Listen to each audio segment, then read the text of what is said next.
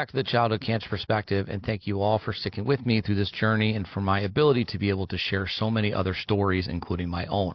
The best part about this podcast and this platform is that I'm able to share things with an unfiltered attitude and not be able to have them censored by any outside forces, because we want to say what we want to say. Childhood cancer is not something that is fun to talk about, and it is not a pretty and sparkly subject, and we want to be able to talk about it in a way that gets people on the outside to understand and maybe bring a little bit more awareness. So today my guest is going to be sharing her story and her son Max's story with pediatric cancer. So we're just going to jump right into it. Amanda, thank you so much for being with me today, and welcome to the show. Thank you for having me. So my son Max was 9 when he was diagnosed, and I always like to kind of explain what was going on, because I know people are like, how did you know? Well, we were on vacation in Flaming Gorge, Utah, and he had gotten sick, and it was around the time when COVID was happening. So I wasn't sure if like maybe he had the flu or just a really bad case of COVID, but he got really sick and he was just laying on the couch. It had been going on for a few days, and it got to the point where he wasn't keeping food down, and then he wasn't keeping liquid down. And that's when we were like, we got to drive back to Salt Lake and take him to the doctor. So that's what I did. We packed him up, and he was at this point throwing up a lot. So we had him in the car, and he had a bowl, and then I made the journey as fast as I could. We were about 3.5 hours away from the doctor, and I drove by Primary Children's Hospital thinking I should probably stop there, but I'm like, it's probably no big deal. So we went to urgent care. The doctor came in the room, looked at him, turned and looked at me, said, I don't like his color, do you? And I said, no, he looks like really pale. And he's like, I'm sending you to primaries. So we had to pack up and just go right back to where I should have stopped to begin with. But I was still thinking it's not a big deal. It's probably just like the flu or COVID, because COVID, it just happened and was really big. And so we got in there, and they moved probably faster than I've ever seen anybody in an emergency room move. There was like so many doctors and nurses in our room, and they took him for an x-ray. And at this point, he wasn't really with it.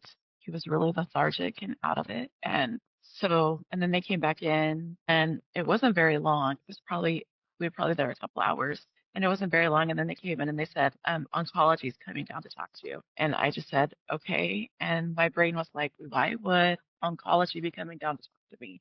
Like, it didn't make sense in my brain. And the doctor that came down, she had to repeat it multiple times. She's like, he has cancer. And I would just say, okay. And she's like, she has cancer. And I just kept saying, okay. And like, it wasn't sinking in. But then they sent us right to the PICU. It was really scary in the beginning. They told me if we had waited one more day, he probably wouldn't have made it. And so they worked really, really fast. We got sent over to do radiation first, because his tumor was like, I got to see one of the x-rays, and it was covering all of his, like, you could barely see his lungs on the side. Like, it was so big. And so they sent us to do radiation first, which normally they don't, because they don't want to kill the tissue before they can do biopsy. So they sent us over there first, and like, it didn't even like sink in till later how dangerous it was. They had Lifeline walk us from Primaries to Huntsman, and they have a tunnel that connects them, and they had Lifeline come and walk us through. That's how scary it was. And like, he had his oxygen, he had his monitor, he had everything while we went through the tunnel. Like, it still wasn't, I know I was in shock. Like, it wasn't sinking in how dangerous this all was, even with Lifeline at that point walking us across. But like, it was July 2nd when he was diagnosed, 2020, and it was July 3rd and 4th when he had radiation. And those ladies were so sweet. They had to come in, like, there was nobody there. There was a holiday. They came in and they gave him radiation, and that was shrunk his tumor enough to get it off of his heart and his airway, which is what was causing, like, why it was so scary and dangerous in the beginning, because it was just pushing his airway and his heart over. And so, yeah, they came in and did that. And then he ended up having to have 3 biopsies. They weren't sure if he had leukemia or lymphoma in the beginning. But we had to make that choice. Like, it was a life-saving choice. We knew we'd probably kill a lot of the tumor with the radiation, and that we might have to do more than one biopsy, which is what it ended up being. That's what happened before we even knew what type. So like I see parents asking all the time, like, did you figure out what it was right away? Did it take some time? It took us some time. It was probably 2.5, 3 weeks before we knew that it was a lymphoma and we weren't looking at leukemia. So that's kind of the start of our journey. We ended up being in the PICU for 6 days. And then after that, we were sent to the oncology floor. And so we had 36 days inpatient in the beginning. And I know some people are there for a lot longer than that, but it was rough and it seemed like so long. And it was right when COVID started. So nothing was going on at that point in time. Like when we were there in the beginning, the Ronald McDonald House wasn't even open. So I think it was day 5, maybe day 6 when I finally got to shower. So that was like a little thing, but you start to feel really, really gross. And when you're trying to keep your kiddo healthy, you don't want to be like this churning mess right next to him. So very fond of the Ronald McDonald House. That was very nice. But then when we were on the oncology floor finally, after all of his levels and everything were steady enough to go upstairs, they have a shower. So that was a blessing. Like the little things you don't think of as a parent, like that these families need when they're going through this. Like that was it. So that was like the start of our journey. And then he went into just having all the chemo. Like we had a big plan. I probably can't even mention all the names of the chemo he had. Like I swear I was in shock for months, like weeks at least. Like I would have to write down my questions on his whiteboard or I'd forget what I wanted to ask. Like my brain was just gone for the longest time. But yeah, that was our start of our journey. I think back and like it seems like it was like 5 years ago now, but it seems like it just catches up to you as you go on and you think about it all the time. And yeah, sorry, in my mind for a second. No, no, that's you're kind of reliving and bringing it all back up, and it all come back around. I get it 100%, Yeah. and our daughter was diagnosed in January of 2020, so that same time frame of COVID Mm.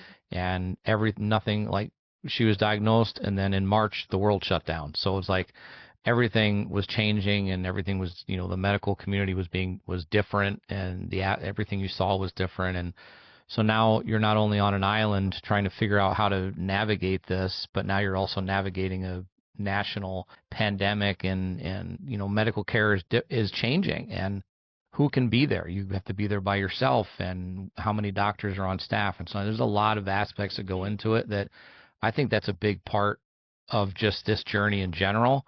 You add that on top of it, that's something that people don't really think about. They think COVID was the only thing happening at those times, and the reality of it is there was a whole world happening inside of that nobody understands. Yeah.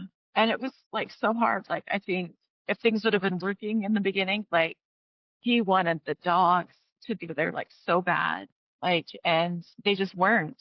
Like it wasn't until we were outpatient that the dogs started to come and visit and things started to open up a little bit more. Like he did get music therapy before we left, and that was amazing. For the longest time, we just had a goal of getting him out of his bed because he would not get out of his bed. He like had no will to get up and walk, and I'm sure it probably hurt at that point, but like the nurses and the doctors were coming in and telling me like you got to get him out of this bed, like it's going to get so much worse, his muscles are not going to work anymore, like so. And it was actually the teacher when she came and she's like, hey, we have VR, do you think he'd get out of the bed if we brought in a VR system? And so that was the first thing that actually got him out of bed was VR, and he'd play that gorilla tag. He couldn't play for very long. It was only a couple minutes in the beginning, but that was getting him up because even the physical therapists were like, we're working with him, but we've got to get him out of this bed. And so that, yeah, the little things that you think that nobody really knows are happening, like Yeah. that are happening. Yeah. And like, it was so like it was shocking the first time we saw our nurses without masks. And it wasn't until I think we were at 3 month visits in survivorship at that point. And we saw them without masks. And we're like, I think I know you, but I don't think I know you because I'm used to everybody having a mask on.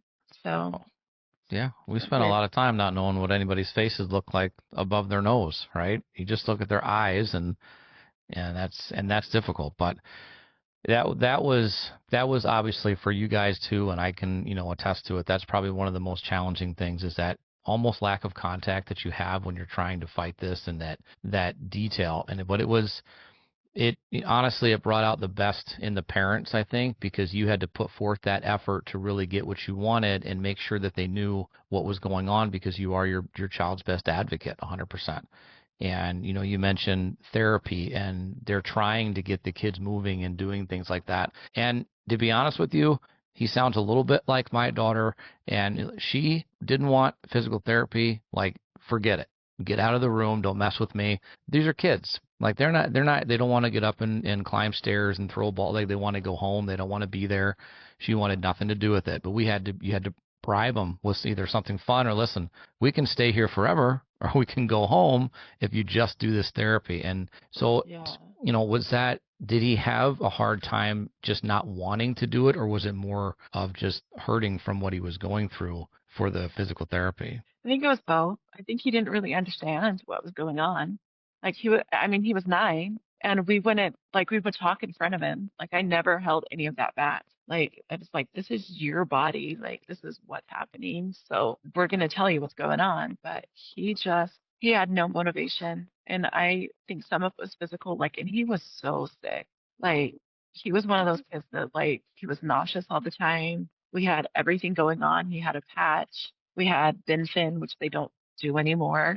We had all the nausea meds. They were going around the clock. Like, I'd have to be on him to give it to him, or it was just done. Like, I was catching puke in my hands. Like, he was sick all the time, and like I think he just thought, if I get up out of this bed, it's going to get worse.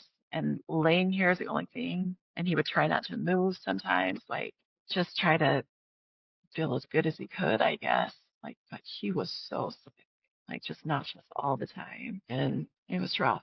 I think it was a lack of motivation, but I think he just did not feel good. Like, even getting him to walk from the unit to the bathtub to give him a bath was hard, and that was maybe, I don't know, 30 steps. I mean, we weren't very far away, and like he just did not feel good, and I think he was so weak that he just didn't. So, like, even when we come back for his visits, he rode in a wheelchair a lot, and like they cheered the first time he walked from the parking garage upstairs all by himself. They all cheered for him. Like, they were waiting for that moment for him to have enough energy and oomph to just make it from downstairs to upstairs. Like, so, like, they become like your little family and your little support net. Like, I still remember the nurse who, like, we were maybe 2 weeks in. She's like, I know I'm not supposed to, but I'm going to hug you because I can tell that you need, like, she's like, nobody's here. Like, nobody's here for you. I'm just going to give you a hug.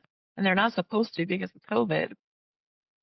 Like, they become your family. They do. Oh, they do. They become a massive support system, and I would say that a vast majority, very, very few will you ever have issues with, but the vast majority will be your support system and be there for you. And especially within a children's hospital, I think you notice a dynamic, as an adult, if you go to the hospital, in reality, you are treated as a patient number, and you have, because you can explain yourself, you can tell them what's going on all the way down to whatever the detail is. Whereas a kid, they need that personal attachment to whoever's treating them, because they don't understand in enough detail to be able to tell what's going on. You're advocating for them, but having these nurses and doctors and child life specialists that become your family. And listen, I'm still in contact with people that treated our daughter in the past, because they do become like family, and they care about you, and they know your name, and you have their cell phone numbers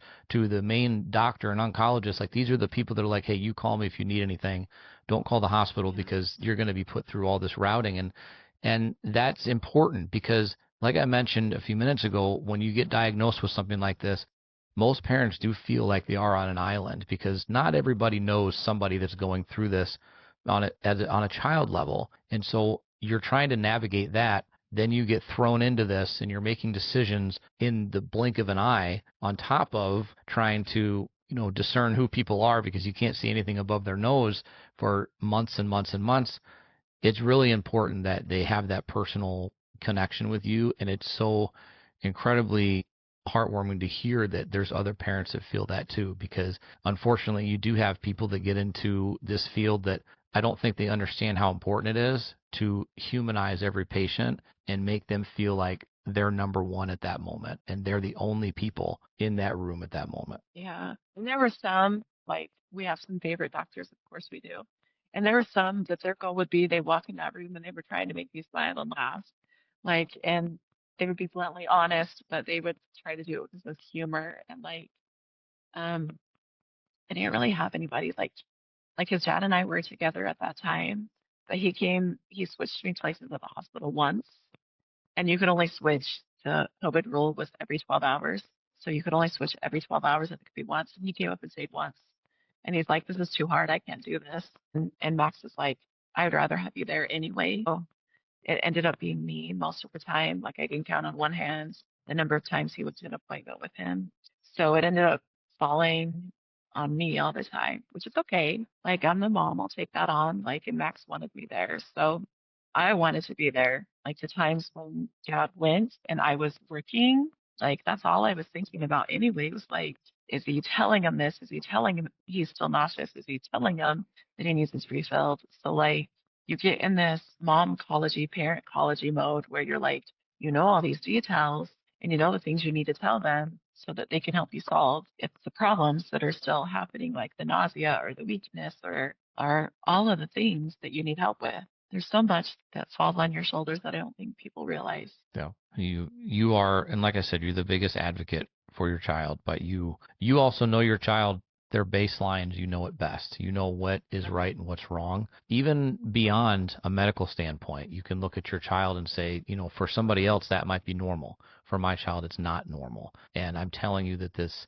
is something that needs to be better looked at. And so with that, I ask about, and I can obviously tell our own story till I'm blue in the face, but it's, diagnosis for children going through this does not generally happen very quickly. It's usually a long process because a lot of times I think the medical community, they're not looking for cancer. They're looking for everything other than that. And I get that. Like you don't want to jump into it and say every child that comes in with chronic constipation has cancer, right? But that is a big symptom amongst this community that a lot of kids face, and it kind of gets cast off as something else. So I know you mentioned it before, but what were kind of more of, or maybe some more you would think for everybody else, maybe insignificant symptoms that turned out to be connected? And then how long did it really take to get a diagnosis from when you first started noticing something was wrong? So it was for us, it was really sudden. Like, and you just brought up some mom guilt. So I'm it's sorry. it's I'm sorry. it's okay. It's okay. When I explain, you'll kind of understand. So when we go up there, their grandparents actually have property up there. So it's like I think it's a half acre, and they've got a mobile home, and we stay in it. It's camping, but I don't consider it really camping. But we had them helping with. So him and his older brother was still at home, and we had them helping with chores. So he's carrying wood back and forth, and then we got into probably the biggest argument we've ever had over him. He'd gotten chips on the floor inside, and I was saying, you need to vacuum this up. And he's saying, like, Mom, I just don't feel good. I'm so tired. I just feel so tired. I just don't feel good. And I was thinking, well, you just stayed up too late last night.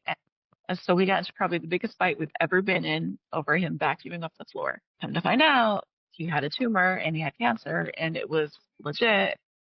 So yeah, there's some things, little things, like so a lot of things that I've learned from this. And my kids will say I'm not the same parent that I was. Like they're like the parent Michaela had, my oldest daughter who's 29, is very different than the parent Max now has, now that he's 14. And I'm like, how could you not go through something like this and be completely different? You are like, and those little things, they just don't matter. They just don't matter. So it was more flu-like symptoms, I would say. He started feeling really weak. He wasn't keeping food down. So he was just laying on the couch, watching TV, sleeping a lot. Like, and it was quick. It was like within a week. It was in a week time from when um he started just not feeling good and not keeping things down. And then it got like day 5-ish, 6-ish, and he wasn't keeping liquid down anymore. And that's when we were like, we got to take him in. And it was fast. Like I drove straight there. to urgent care. That doctor told me he doesn't look good. What do you think? I said, he's pale. And we went straight up to primaries. And I swear it was maybe 2, 3 hours from the time we first got in there. Like they rushed him back. They got him on fluids. They were monitoring. He had oxygen. They took him for an x-ray. They brought him back in. And like so many doctors and nurses were in that room. So many. And then they said, oncology's coming down. Like it was quick. Like I watch stories of other kiddos and it's never that quick. But for him, it was quick. Like I don't know how long he had that tumor. They don't know how long. They did testing. They said it wasn't genetic. They asked a whole bunch of environmental questions and they couldn't point anything out about why it happened. We just got to be the random lucky ones that he ended up with this lymphoma. So the lymphoblastic lymphoma is what he had. So we just got to be the lucky random ones that it happened. And it was quick. It was quick from the time he started feeling not good to the time we went to the doctor. It just was so quick. Like, and cancer never entered my mind. Right. It's flu or it's COVID. That's what I was thinking. Even when they told me oncology is coming down, I'm like, why? Why would oncology need to come down? That doesn't even make sense. Like, and I was probably just already in shock.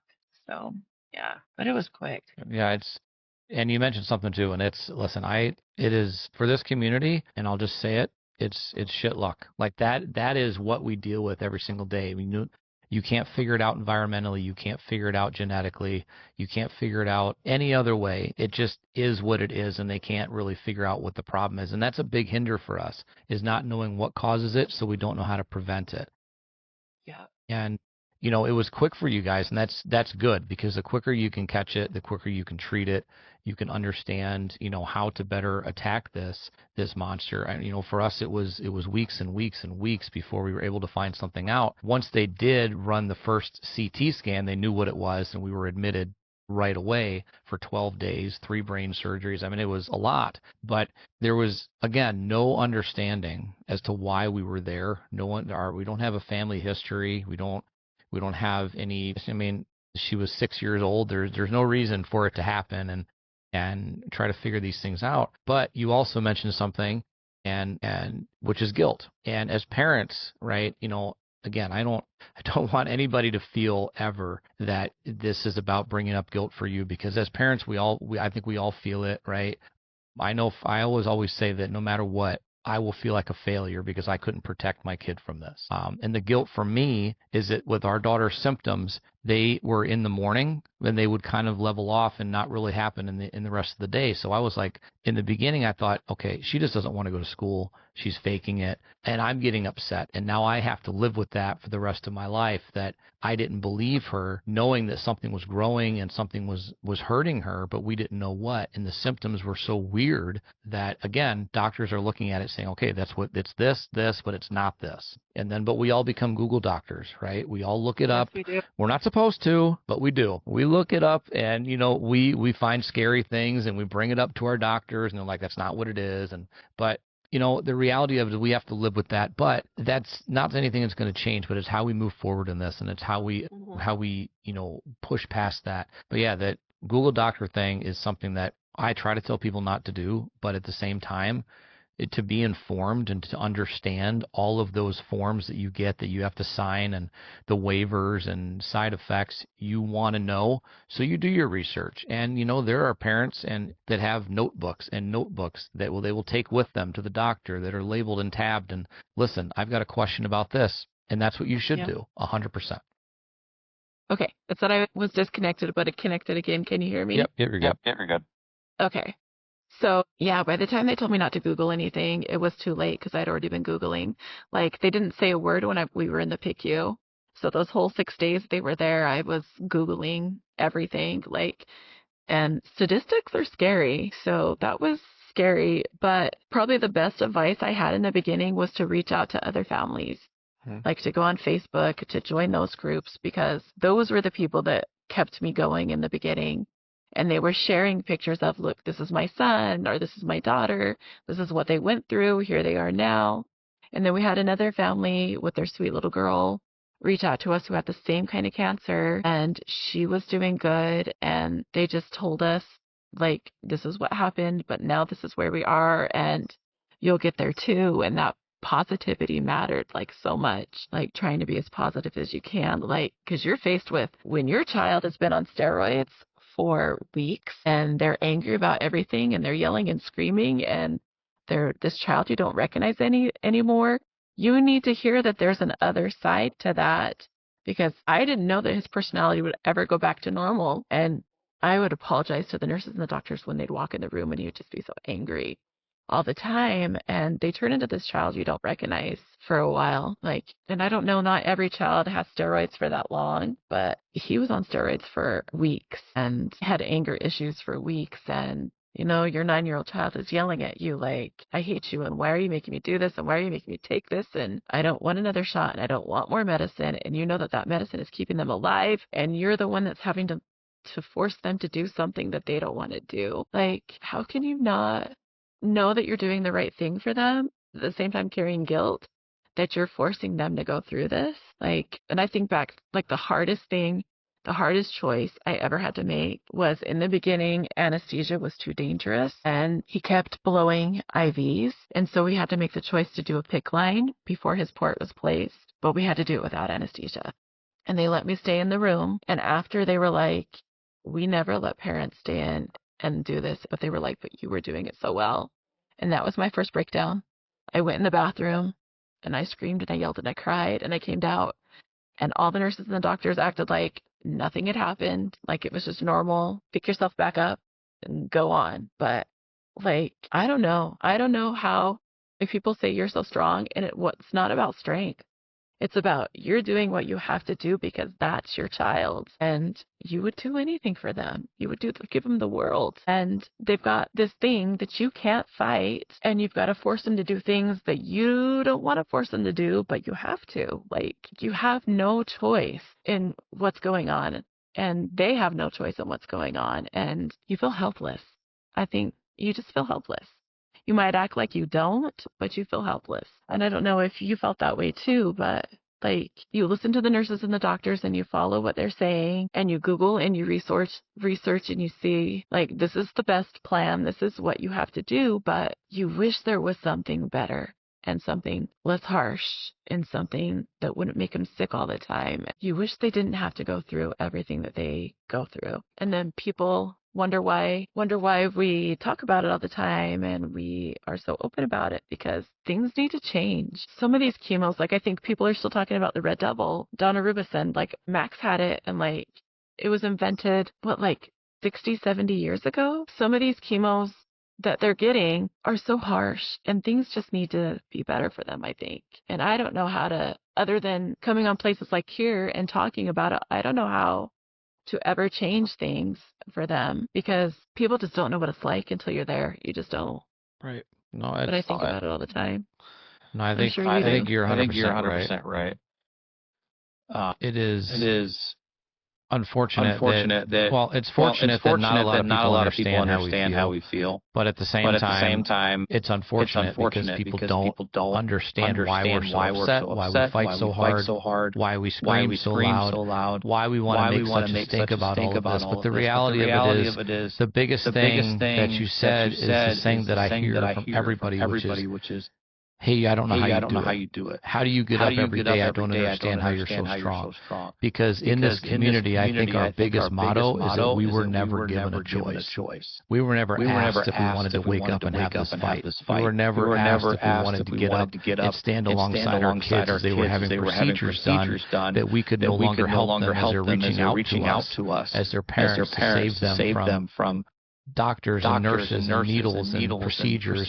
And we didn't ask for this. And really, the only thing that we have in this fight is our voice as one community. And you know, something that was said a few years ago that stuck out in my mind is that when there's 1,000 people in a room and they're all screaming different things, they get tuned out. But when there's 1,000 people in the room screaming the same thing, then that's when people start to listen. And that's the best way, because we as parents carry the weight of the world on our shoulders. We carry the change. We're the ones that are going to make the difference. Yes, we do need, unfortunately, elected officials to actually sign on the dotted line to make things happen, but it's us doing it. It's philanthropy from organizations that are in this community that are pushing for bills to pass. It's voices like this, podcasts, Facebook, Instagram, whatever. It's social media. Sharing your story. And I really enjoy the fact being able to talk to the parents. I don't enjoy that there's more parents every day to talk to, but I enjoy being able to share stories because it's our biggest tool. And hearing sharing our daughter's story, hearing Max's story, and all these other kids. Their lives are important. They're worth living. They're worth talking about, and they're worth fighting for. Because the amount of children that we're losing every year, the amount of families that hear these words, the amount of jobs that are lost, relationships that are broken up over this, it's incredible. And we have to be able to find a way to better normalize sharing these stories. And being okay with people not wanting to listen, but wanting to make sure that they understand why we're saying what we're saying. Yeah, I 100% agree with that. Let's see if this will work now. Okay, can you hear me? Yes, I can.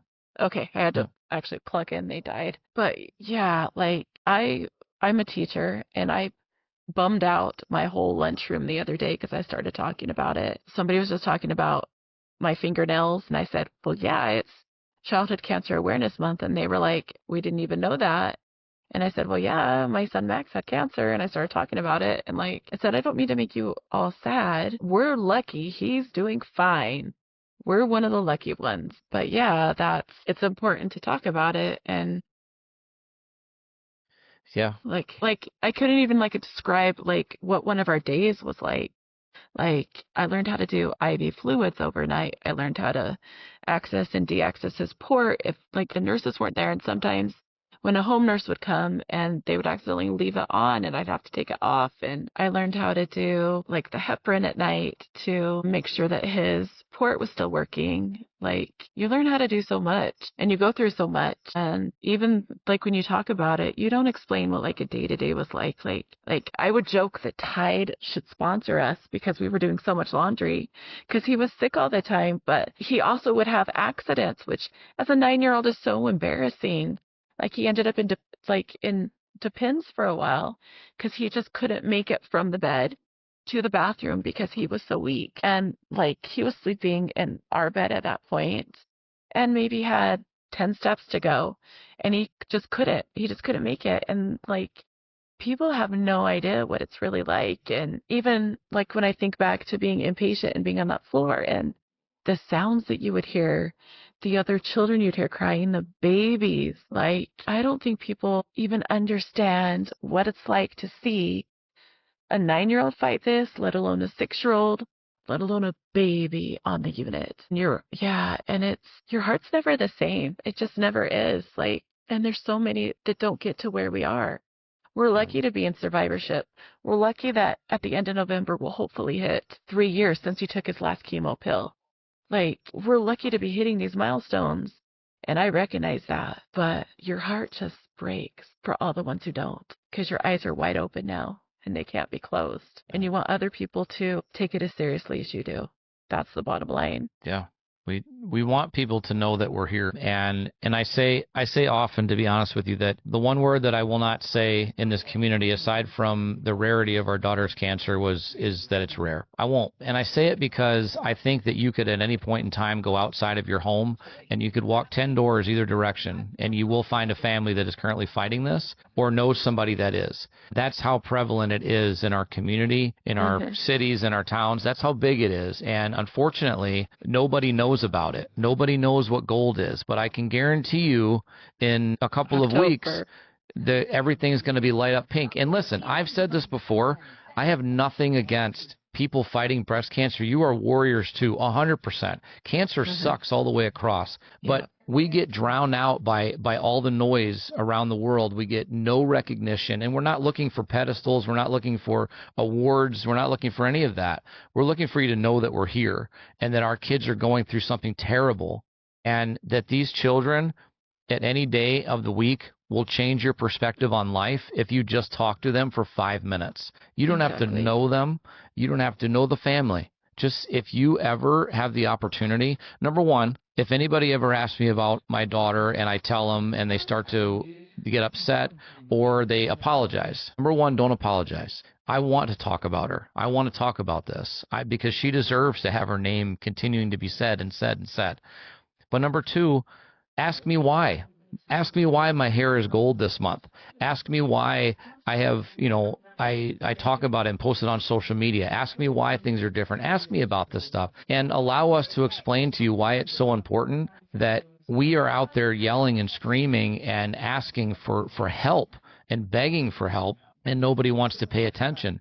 Our kids, I think, are our biggest asset in this world. They're what are going to drive us through the future no matter what.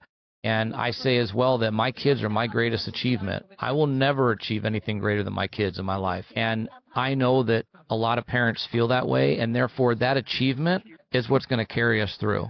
And we've got to give them the recognition that they deserve and the respect that they're owed. And so, yes, is it a lot when you hear parents talking about their kids, here we go again type of thing? But yes, because we want you to know how important it is. Our kids are going through something terrible. Our kids are going through something horrific. The insights of this, of becoming an unlicensed home health nurse, right? And we're doing the same thing with the HEP blocks and the flushing of the ports and feed bags and all of this kind of stuff. You become a home health nurse, not unlicensed in your state, not getting paid for it. Your payment is that your child lives another day because you're there to take care of them. Yeah. And the reality of it is we just want them to be seen and be heard. Again, like I said, I don't need to be on award shows. I don't need to be on TV shows. I just want my kid's name to never be forgotten. Exactly. Like friends that I follow, and I could start naming off names, and it's sad.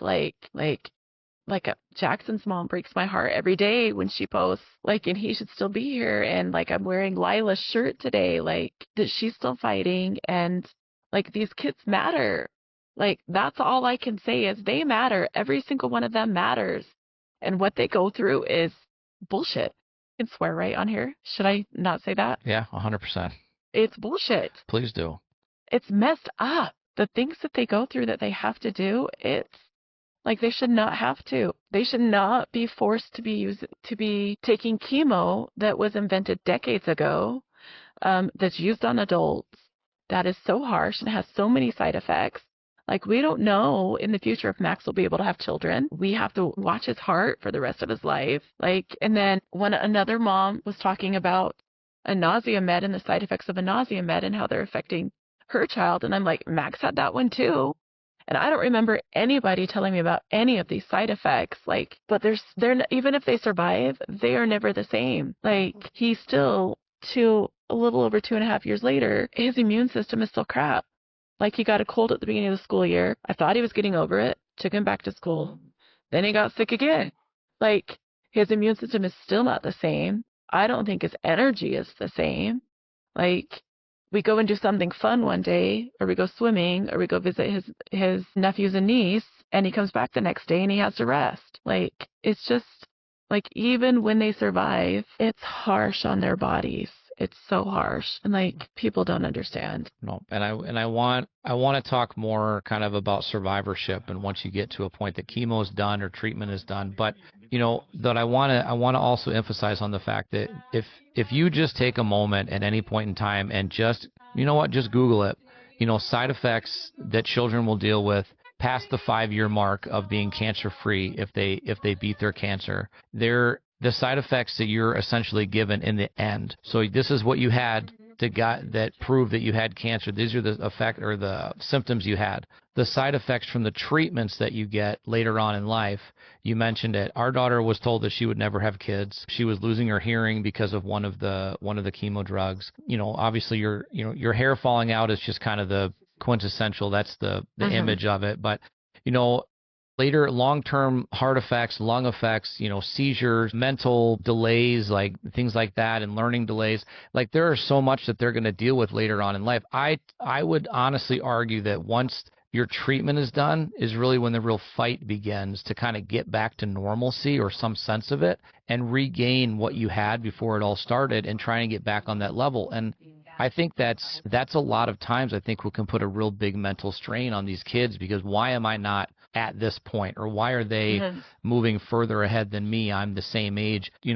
Talk a little bit about that, but also, moving forward in that survivorship and what that means. I would say when his treatment plan was supposed to be 3.5 years, but he was so sick that at the 2.5 year mark, the doctor came to us and said, well, listen, in Europe, they've done studies and they're saying that if we go that extra year of chemo, it doesn't matter in the long term. And I very bluntly looked at him and I said, well, I don't want to make a decision that's going to come back and going to endanger his life. I left that doctor. He very bluntly looked at me and said, whether you go another year or not, it's not going to make a difference. And if he really relapses or not, it's just not. And where he's been so sick, I'm leaving it up to you, but this is my recommendation that we stop. So we stopped a year early and Max was like all for it. He was so excited, but because he was just so nauseous and even on maintenance where they say, hey, it's going to be so much better, it wasn't for him. So it was kind of a very abrupt end to everything that went on. And he didn't even he didn't ring the bell. He didn't do any of that. It just kind of stopped really abruptly, which is okay. I mean, we were glad to be done. I still sometimes think, I hope I don't ever regret that decision. I don't think that I will, but yeah, it weighs on your mind. But then we were in Survivorship, which I didn't even know was called Survivorship. And they're like, hey, now you're not going to come see us anymore. Now you're going to go over here to this other place and they're going to do his labs and then you'll come over here. So it's like this big breakup with this family that you've had for 2.5 years. And it was a little hard in the beginning, realizing, okay, he can go over here and now you can have labs every month and then you can have labs every 3 months. And now we're at 6 months and just calming yourself down not to have the worry because labs bring some reassurance that they're doing okay. And his last labs were the first ones where everything was all green, but they're like, he's doing good. It just takes the body a long time to recover. His kidneys, it took him a little bit, but he's doing good. Everything's green now. And they're like, at this next one, if you want to, you can go to a year. I don't know if I'm ready for a year. We'll see how we feel. But 6 months, I've been doing okay. He's fine. He's like, Mom, I'm fine. I'm 14 now. If something's wrong, I'll tell you.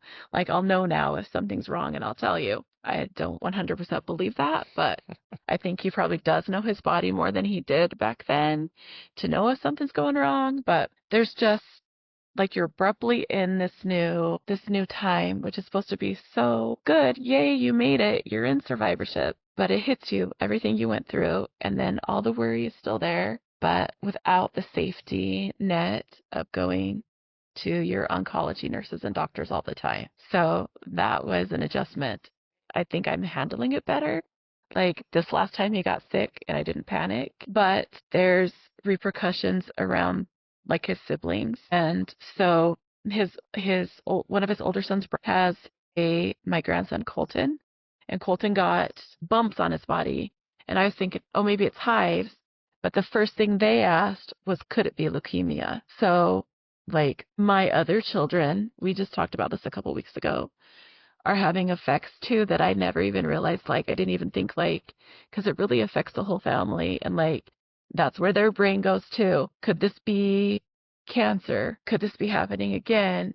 Could this be happening with our children now? It doesn't ever leave your mind that it could just happen again. And we're still in survivorship. We're still okay, but I'm still thinking about those labs at the end of next month. And are they going to still be good? Because it could come back. It could come back now. It could come back in 5 years. It could come back in 10. He could be an adult and it could come back. We just don't know. Especially when you don't know what caused it. There's so many unknowns still. And I definitely think we're both in better places mentally. I think he's doing really good. He's definitely not the same kid he was before. He doesn't go outside and play like he used to. And they told me this was normal. He started playing a lot of more video games, a lot of things he could do while he was laying down. He'd watch a lot of more movies.